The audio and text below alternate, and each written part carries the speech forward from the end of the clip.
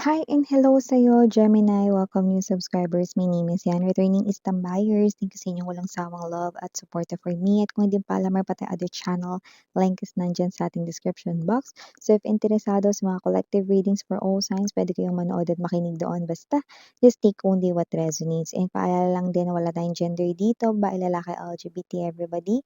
Welcome kayo. Just take only what resonates. Pick up the messages na nag-resonate or connecting sa'yo. And cross-watchers ni Gemini, welcome ka rin. May Gemini placement sa natal/birth chart. Welcome din kayo. So let's go ahead and check these messages para sa'yo, Gemini. Archangel Michael, maraming salamat. Angel guides, can we get messages po para kay Gemini, please? What does Gemini needs to know? Can you please show me? Gemini. Mga mensahe para kay Gemini, please.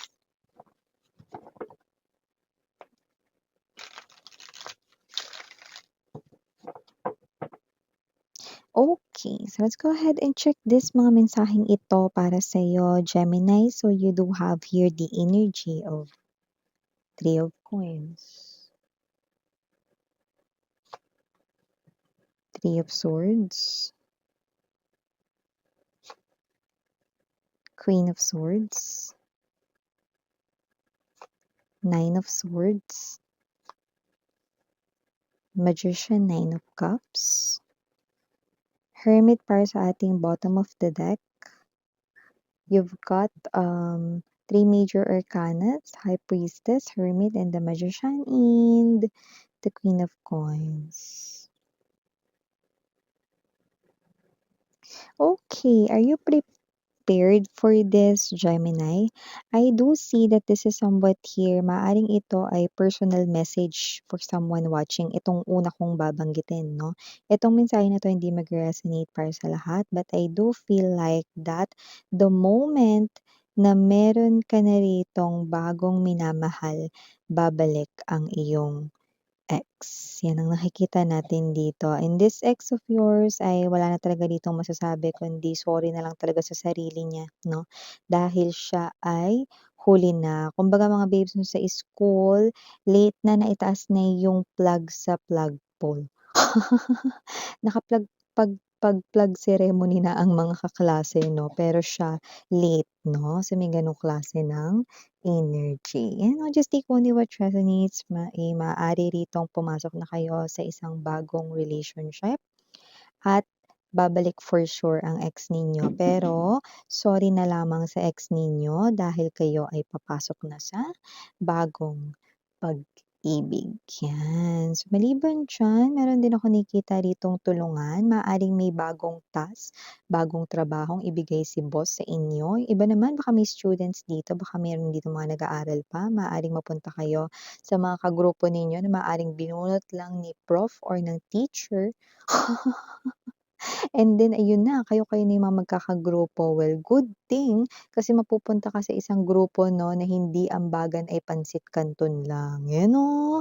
Kundi talagang lahat kikilos, lahat gagalaw. Nakikita natin dito hindi magiging sakit ng ulo kung sino man yung mga makakasama mo sa task na ito, sa grupo na ito 'no. In other words, hindi sila aasa sa'yo. Wala rito yung pasaway at wala rito yung, "Oh, ito yung ambag ko si Kuwenta, pangmeryenda niyo."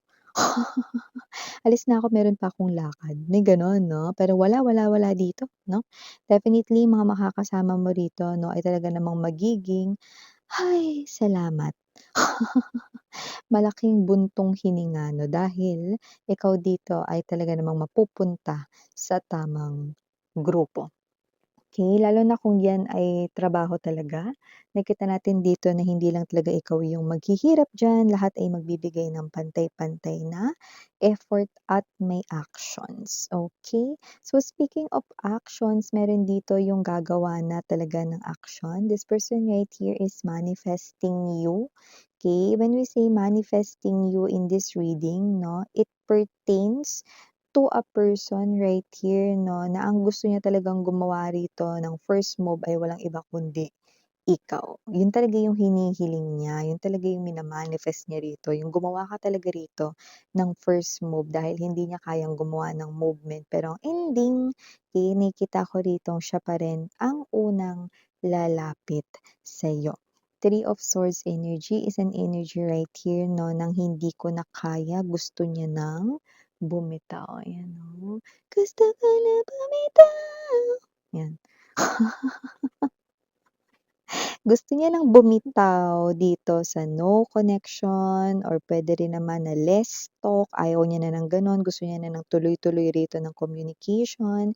Kaya naman expect some kind of actions dahil ang taong mina-manifest na kayo ang una ritong gumawa ng movement, but there's resistance in your energy 'no, siya ngayon ang gagawa ng first move, ayan 'no. Kasi nga mas strong yung energy mo sweetheart kumpara sa kanya medyo weak ang energy niya, that's why, okey? So, kahit gaano katigas pa ang puso nito at gaano katigas pa ang ulo niya 'no, nakikita kong siya pa rin ang unang gagawa ng first hakbang na lumapit or makipag-usap sa iyo. Okay, so may gano'ng klase ng energy. Maliban diyan Gemini, pagdating naman dito sa ating kaperahan, mukhang meron ditong, nababanaag tayo rito 'no, na posibleng magkaroon kayo rito ng mas hayahay na energy sa pera ano. Maaaring may paparating na pera para sa'yo, pero yung iba maaaring hindi mo yan makuha sa trabaho mo, maaaring yan ay ibigay sa'yo. Taray! May nagbibigay ng pera. 'Wag mag-alala hindi yan galing 'no, para sa mga, suhol or whatever 'no, pero yan ay klase ng energy 'no, na posibleng puwedeng yan yung mama mo 'no, na puwedeng bigyan ka rito ng pera or yung ibibigay sa'yo rito may katumbas yun na pera. Sabihin natin totoo yung alahas na ibibigay sa'yo or whatsoever 'no. So, the value of it is something na puwedeng maging cash, if it's not cash na ibigay sa inyo.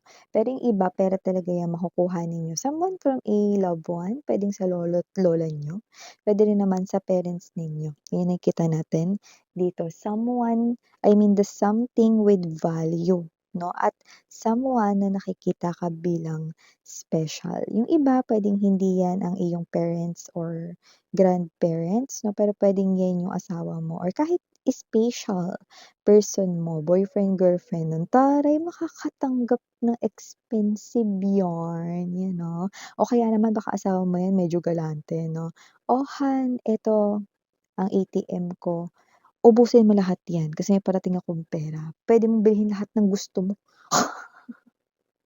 Yes, so nakakakita tayo ditong may perang manggagaling mula sa taong nakikita kang very special para sa kanya. Could be family members or your special person, okey? Yung iba 'no, na maaari rito 'no, na para dun sa ating iba pang message sa love, may pa-surprise rito ang iyong special person 'no. Huwag masyado tayong mag-expect ng grandiosa or enggrande ritong surprise, pero kung ano man 'yan nakikita ko rito na magiging emotional ka.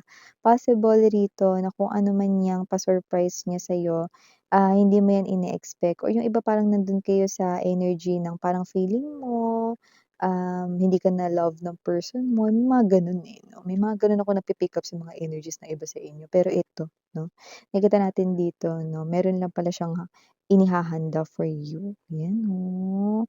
Huwag ka na daw magtampo. So, may gano'ng klase ng energy. By the way, ingat-ingat sa pagsasabi ng sikreto sa iba. Meron akong nakita rito 'no, na ang sikreto mo rito ay talaga namang lalabas. Posibleng meron ka ritong pinagsabihan ng iyo ritong secret dati 'no. Kung sinong pinagsabihan mo baka marami, ewan ko sa'yo. Basta nakita ko rito na meron ditong isa sa kanila 'no, na magsasabi ng secret mo sa iba. Naku, naku, kung magsasabi kayo ng secret mga babes, dun sa talagang pagkakatiwalaan mo 'no. Hindi dun sa 'pag nag-away kayo, ikukuwento niyo na sa iba yung sinabi mo. 'Yan 'no, anong secret yun miss 'yan? Energy ng parang hindi ka naman as in talaga maaapektuhan or hindi naman masisira pagkatao mo dito sa sasabihin niya, pero maiinis ka lang kasi, ba't pinagkalat niya, secret nga yun, parang gano'ng klase ng energy. energy 'no. Yeah, definitely 'no, kasi may mga tao talagang ganyan, 'di ba? So maliban diyan, may energy rin ako nakikita rito, maaaring meron ka ng hindi kausapin ever. Ayan, nakikita natin dito, Gemini. Kung sino man yang hindi mo nakakausapin ever 'no, parang nagma-mature ka kasi. Yun ang, tinatawag rito ng energy mo, eh, 'no. So, meron ka ditong hindi nakakausapin dahil parang feeling mo hindi mo naman siya kailangan sa life mo. Puwedeng negative or toxic siyang tao, okey. Possible na hindi mo naman siya kaaway or whatsoever, pero parang alam mo lang na ayaw mon kumonek sa mga taong negatibo. So, nakikita ko may mga tatanggalin ka rito 'no. Puwedeng pagbabawas 'yan sa social media friends mo or sa contact list mo, 'yan 'no. Para hindi mo na ma-view yung kanila ritong mga hanash sa life, mga rants nila na nonsense or whatsoever 'no. So, nakikita ko 'yun dito. Pero iba, puwedeng 'yan yung mga energies na parang tingin mo, hindi mo na dapat talaga pinagkakausap. So, nakikita ko dito maaaring talagang meron ka talaga rito as in i-cut off na energy out of your life. Yung iba may energy rito 'no, na posibleng meron kayong partner 'no, na toxic na nakikita ko rito magdedesisyon kayo na, makipag-separate na sa kanya because it's not healthy anymore and it looks like it's not working. But that message is just for few of you guys. Okay, for new love, bago natin tapusin ang inyong reading, Gemini, may new love dito at nasa malayo siya. Possible na ang new love na 'to mga babes 'no, ay hindi mo pa siya kilala, kaya't ang energy niya rito ay maaaring makilala mo siya rito within 3 months 'no. At kung sino man 'tong energy na 'to 'no, possible rin na hindi ka pa rin niya kilala, pero huwag kayong mag-alala kasi kahit hindi niyo pa kilala ang isa't isa, magkakakilala kayo. Dahil yun ang sabi ng ating energies dito. So yeah, these are all the messages for you, Gemini. Thank you sa oras mo. Again, I'm Miriana Onni. Sarang hiya, love and light. Stay safe and yun.